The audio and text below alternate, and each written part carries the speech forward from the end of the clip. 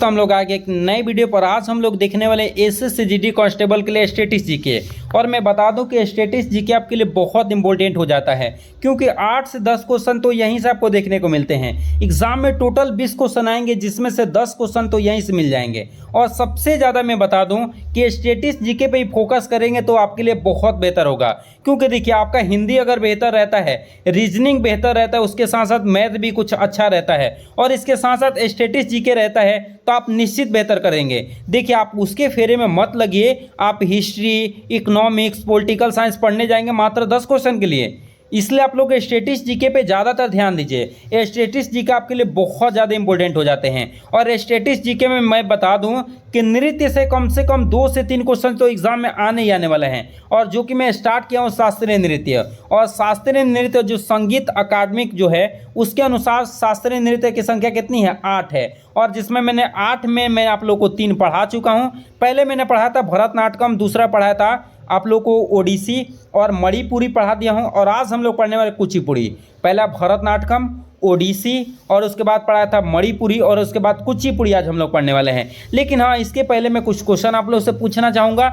अगर बारीकी से आप पढ़ रहे हैं और पिछले ही वीडियो को आपने मेरे देखा है तो प्रॉपर इसका आंसर आप दे पाएंगे।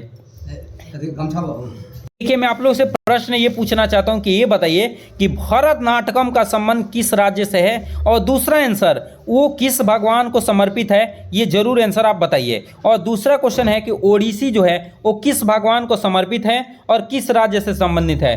तीसरा मैं पूछना चाहता हूं कि मणिपुरी किस राज्य से संबंधित है। याद रखें मैं क्या कर रहा हूं, किस राज्य से संबंधित है और किस भगवान को समर्पित है, जरूर बताइएगा। चलिए आज हम लोग जो स्टार्ट करें इसका नाम है कुचिपुड़ी। तो कुचिपुड़ी नाम कैसे पड़ा था इसके बारे में जान लेते हैं। तो आंध्र प्रदेश के कृष्ण जिला के एक गांव है कुचेलापुरम, इसी के नाम पे कुचिपुड़ी रखा गया था। याद रखिएगा कि कुचिपुड़ी का संबंध आंध्र प्रदेश से है। कहाँ से है, आंध्र प्रदेश से है। सुने मैं क्या बता रहा हूँ, कुचिपुड़ी का संबंध आंध्र प्रदेश से है। और आंध्र प्रदेश का एक जिला है जिसका नाम है कृष्णा, उसी में गांव है कुचेलापुरम। उसी कुचेलापुरम के नाम पे कुचिपुड़ी नाम पड़ा था। याद रखेंगे, बहुत इंपॉर्टेंट है। और यह भाषण जो है वो माइक और शुद्ध नृत्य को जोड़ता है। याद रखिएगा, यह भाषण माइक और शुद्ध नृत्य को आपस में क्या करता है, जोड़ता है कुचिपुड़ी। अगला देखिए क्या है, ये भगवत पुराण से संबंधित है। और भगवत पुराण की संख्या कितनी होती है, तो मैं बता दूं कि भगवत पुराण की संख्या 18 होती है। और वेद की संख्या अगर कोई पूछता है तो वेद कितना होता है, 4। और उपनिषद पूछता है तो कितना होता है, 108। मैं सब कुछ आप लोगों को पढ़ाया हूँ ना। लेकिन ये जो है आप लोगों को जो कुचिपुड़ी है, इसमें ये किससे संबंधित है, तो भगवत पुराण को आधार माना जाता है। इसमें भगवत पुराण के बारे में डिटेल बताया जाता है। और अब मैं दूसरा प्रश्न आप लोग से पूछ दूं, बता देंगे। आपसे मैं पूछना चाहता हूं कि ये बताइए, कृष्ण के बचपन के कहानियों को किस नृत्य के द्वारा दर्शाया जाता है, जरूर बताइए आंसर। अगला देखिए क्या है, बहुत इंपॉर्टेंट पॉइंट है। पीतल की तस्करी में पैर रखकर नृत्य को करने का प्रचलन होता है। कि क्या किया जाता है कि पीतल के बर्तन में क्या कर दिया जाता है, उसमें जल रख दिया जाता है, और जल न रखने के बाद पैर से उसको पानी को भिगोया जाता है, और उसके बाद से जो चित्र बनाया जाता है वही क्या होता है, कुचिपुड़ी। इसे क्या कहते हैं, तरंगम कहते हैं। क्या कहते हैं, तरंगम। पैरों की मुद्रा है समपाद, जिसको मंडी कोप्त या तंकेता या नागबंद भी कहते हैं। याद रखिएगा, ये बहुत इंपॉर्टेंट पॉइंट है। और देखिए सारे के सारे ही इंपॉर्टेंट पॉइंट है, कोई ऐसा पॉइंट नहीं है जो बेकार का है। और देखिए हम लोग प्रॉपर आप लोग के लिए मेहनत कर रहे हैं, और आप लोग के लिए प्रॉपर आप लोग को वीडियो बना रहे हैं। तो आप लोग को तो एक सब्सक्राइब बनता है, तो प्लीज़ मेरे चैनल को सब्सक्राइब कर दीजिए। आपके एक सब्सक्राइब मात्र 10 सेकंड लगेंगे, लेकिन उससे हम लोग को बहुत मदद मिलती है। तो प्लीज़ चैनल को सब्सक्राइब करके ही जाएंगे। अगला देखिए क्या है, इसमें कर्नाटक संगीत पेश होता है। इसमें कौन सा नाटक, तो संगीत नाटक पर कर्नाटक संगीत प्रयोग होता है। किस में, कुचिपुड़ी में। अगले देखिए, वाक, मूकाभिनय और शुद्ध नृत्य के संयोजन वाला ये क्या है, कुचिपुड़ी नृत्य है। बहुत एग्जाम में पूछा गया प्रश्न है। अगला देखिए क्या है, सिद्धेंद्र योगी को कुचिपुड़ी का आदि गुरु माना जाता है। एग्जाम में पूछा गया क्वेश्चन है कि कुचिपुड़ी का गुरु किसे माना जाता है, तो सिद्धेंद्र योगी को। किसको, सिद्धेंद्र योगी को कुचिपुड़ी का गुरु माना जाता है। ये बहुत ज़्यादा इंपॉर्टेंट है, और एग्जाम में पूछा गया क्वेश्चन है कि किन को से गुरु माना जाता है। तो याद रखिएगा कि सिद्धेंद्र योगी को कुचिपुड़ी का क्या माना जाता है, गुरु, जिन्होंने क्या किया है, याद रखेंगे आप लोग को, भामा कलकम नाटक की भाला कड़कड़ नाटक की रचना जो कुची पर आधारित है, ये कौन से नाटक लिखे हुए हैं? तो भामाकल्पम। कौन सिद्धेंद्र योगी कौन सा नाटक लिखे हैं? तो भामाकल्पम, जो कि किसका संबंध किससे है? कुचिपुड़ी से। एग्जाम में क्वेश्चन क्या पूछेगा कि सिद्धेंद्र योगी कौन सा नाटक लिखे हैं जिसका संबंध कुचिपुड़ी से है? तो आपको याद रखना है कौन सा? भामाकल्पम। ये बहुत इंपॉर्टेंट पॉइंट है और यहाँ पे इंपॉर्टेंट लगाया भी गया है। आप क्या करिए, नोट्स बना ले। बहुत सारे बच्चे बोल रहे हैं कि सर रिवीजन कैसे करेंगे? तो देखिए, आप प्रॉपर इसका नोट्स बना लीजिए और नोट्स बनाने के पश्चात प्रॉपर हर रोज इसको पढ़ा करिए। रोज रोज अगर आप पढ़ते हैं तो मैं निश्चित कहता हूं कि आपको ऐसे ही याद हो जाएगा और फिर आपको कोई भी चीज़ अध्ययन करने की जरूरत नहीं पड़ेगी। आप प्रॉपर यही पॉइंट, जितने भी पॉइंट मैं बता रहा हूं, सबको नोट्स बना के रिवीजन करते हुए चलिए। अगर एग्जाम में एक भी बारीकी से क्वेश्चन छूट गया तो आप जो बोलिएगा वो करने का तैयार हूं।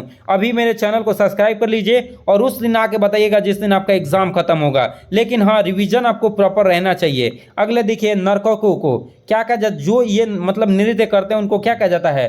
भागवत तालु कहा जाता है। क्या? भागवत तालु कहा जाता है। एग्जाम में पूछा गया क्वेश्चन है कि ये बताइए, जो कुचिपुड़ी नृत्य को करते हैं उन्हें क्या कहा जाता है? तो भागवत तालु कहा जाता है। क्या कहा जाता है? भागवत तालु के नाम से हम लोग क्या करते हैं? जानते हैं।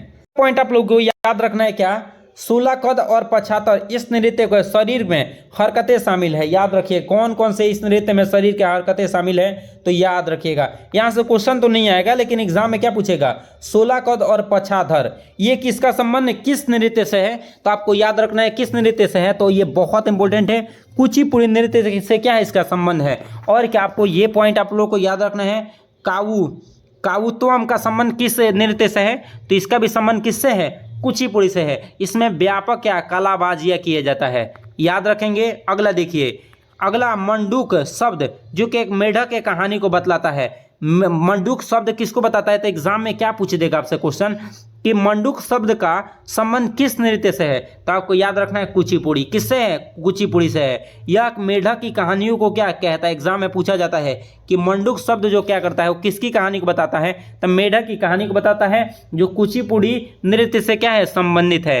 अगला देखिए क्या है, जल चित्र नृत्यम, जिसमें मैंने अभी बताया था कि पीतल के बर्तन में पानी रखा जाता है, उसमें पैर रखा जाता है और उससे जो चित्र बनाया जाता है वो कुचिपुड़ी से संबंध है। इसमें कलाकार अपने पैरों के अंगूठे को क्या सतह से क्या बनाते हैं? चित्र बनाते हैं। अगला देखिए क्या है, इस पुरुष कलाकारों को पोशाक बगलबंदी भी कहा जाता है। क्या कहा जाता है?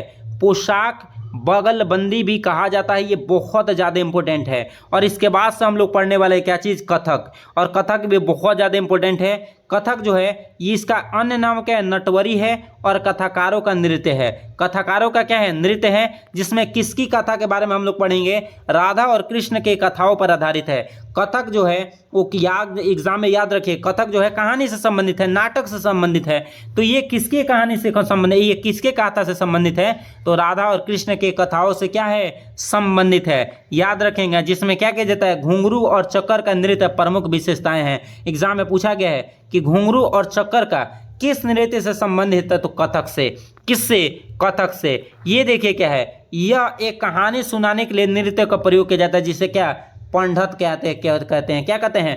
पंडित कहा जाता है। यह कहानी सुनाने के लिए इस नृत्य का प्रयोग किया जाता है, इसे क्या कहते हैं? पंडवत कहते हैं। याद रखेंगे। देखिए क्या है, कथक जो है, कथक नृत्य के वेशभूषा अनारकली और लंबी कमीज और चूड़ीदार के साथ होती है, जिसमें अनारकली जैसे ड्रेस होता है और क्या चूड़ीदार होता है। वो भी ड्रेस कैसा होता है? चूड़ीदार, जो कथक में प्रयोग होने वाला है। अगला देखिए क्या है, यह नृत्य सबसे पहले लखनऊ घराना, जयपुर घराना, बनारस घराना के सबसे पुराने और रायगढ़ घराना शैली में किया जाता था। एग्जाम में पूछा जाता है कि बताइए कथक जो होता है वो सबसे पहले कहाँ किया जाता है? तो याद रखिए लखनऊ घराना, जयपुर घराना, बनारस घराना, सबसे पुराना है बनारस घराना, और रायगढ़ घराना से ये शैली किया जाता है। याद रखें कौन सी शैली? तो कथक। याद रखेंगे। अगला देखिए क्या है, अगला है कि कथक के शास्त्रीय शैली को 20वीं सदी में लेडी लीला शोके के द्वारा क्या किया गया था?